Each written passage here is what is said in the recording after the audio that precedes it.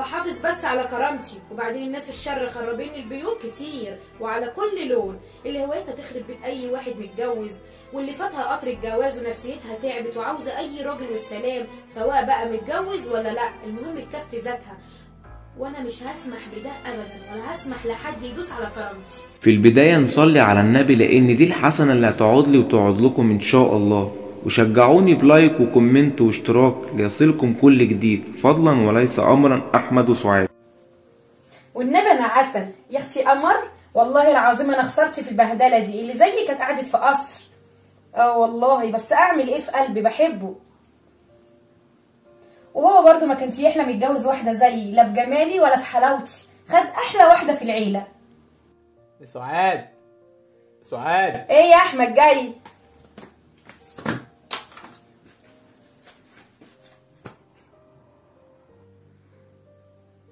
ماما خلص شويه حاجات في المطبخ.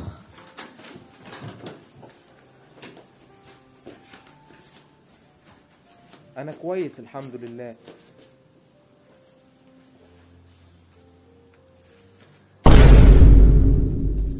يا ترى بيكلم مين؟ لازم اعرف بيكلم مين.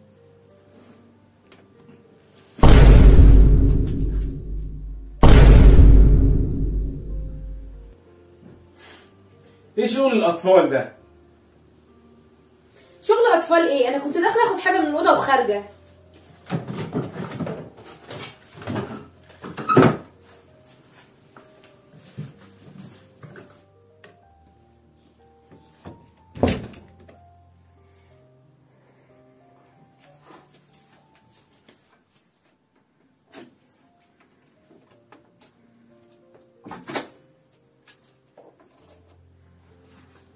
انت جيت؟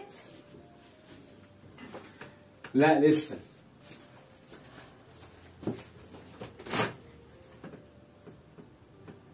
طب ازيك؟ الحمد لله كويس. متأكد ان انت كويس؟ هو في ايه؟ مفيش، انا بسأل بس. عملت الاكل؟ ليه، جعان؟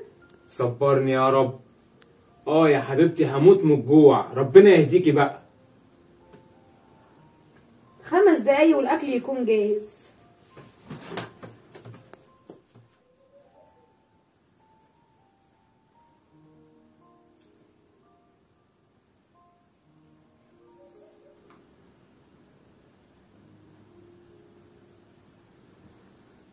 باين عليك اتجننتي، والله متجوز طفله.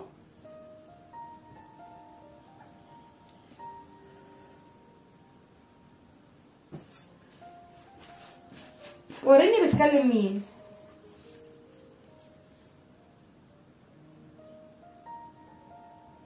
كل دي رسايل بينك انت وزميلتك في الشغل، امال ما بسمعش منك ليه كلمه حلوه؟ يا بنتي انت مخك مخ اطفال، ما رسائل عاديه قدامي، شفتي في كلمه خارجه ولا حاجه غلط؟ هو انا هستنى لما الاقي كلمه خارجه؟ معنى كده انك ما لقيتيش حاجه غلط، يعني انا ما بعملش حاجه غلط، انا تعبت.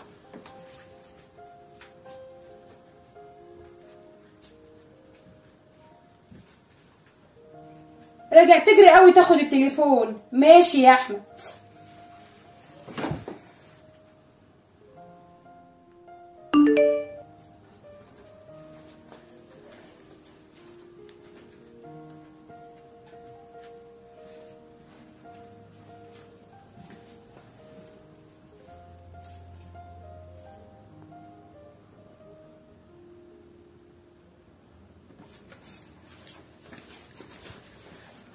يا روميو قوم يا روميو، يا روميو. في ايه؟ اصحى كده وفوق لي وقول لي ايه ده؟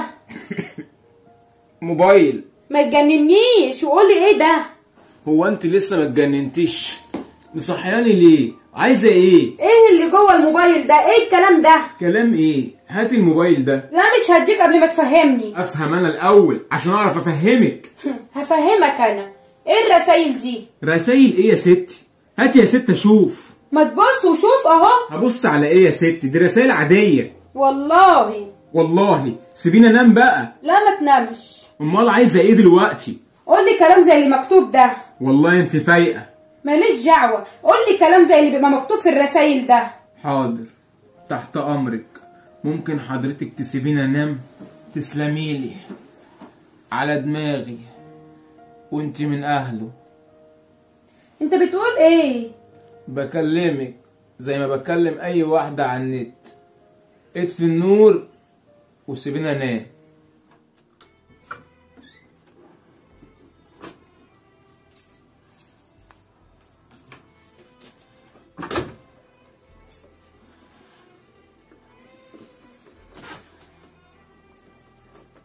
كل مرة نخرج فيها لازم تبص على اي واحدة في الشارع. ما بصيتش يا ستي. والله ده عينك كانت هتاكل البيت.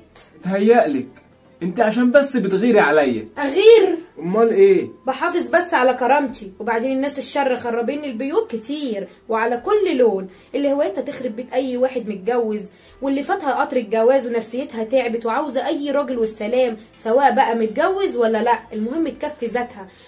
وانا مش هسمح بده ابدا، ولا هسمح لحد يدوس على كرامتي. طيب يا ام كرامه.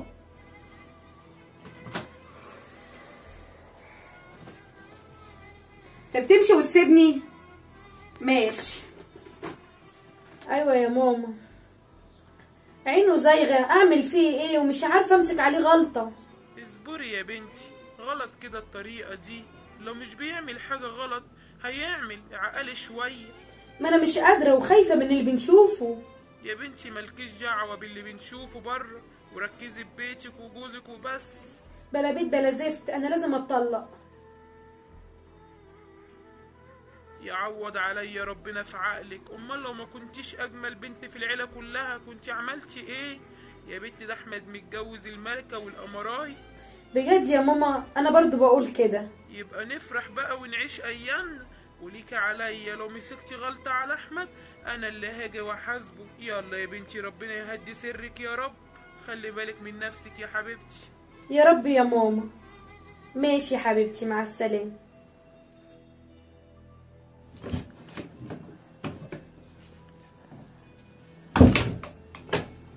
عاوزة تطلقي؟ والله انت مخك ضرب يا عبيطة. ده انا ماليش غيرك في الدنيا دي كلها، وما اقدرش استغنى عنك. ما اقدرش يا هبلة. والله انت اونطاجي. والله بحبك وعقلي يا بنت الناس. ازاي هبص لحد وانا معايا احلى واجمل ست في عينيا؟ في عينك بس؟ في الدنيا كلها يا مجنونة.